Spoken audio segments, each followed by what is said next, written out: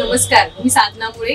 मुंबई वचननामामध्ये आपले सहर्ष स्वागत. चला पाहूया आजच्या ठळक बातम्या. महाराष्ट्रातील नांदेड जिल्ह्यातील आलेगाव शिवरा येथे महिला शेतमजुरांना घेऊन जाणारा ट्रॅक्टर विहिरीत पडल्याची भीषण दुर्घटना घडली आहे. या अपघातात 8 जणांचा मृत्यू झाला आहे.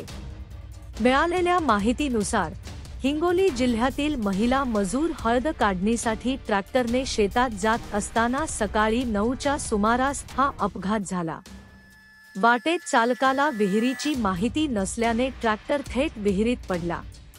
अपघातानंतर स्थानिक लोक आणि बचाव पथकाने तातडीने मदतकार्य सुरू केले.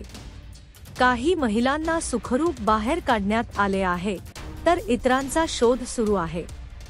पावसामुळे परिसरात निसरडा झाला होता, त्यामुळे हा अपघात झाला. स्थानिक प्रशासन आणि पोलीस घटनास्थळी उपस्थित असून बचावकार्यात गुंतले आहेत.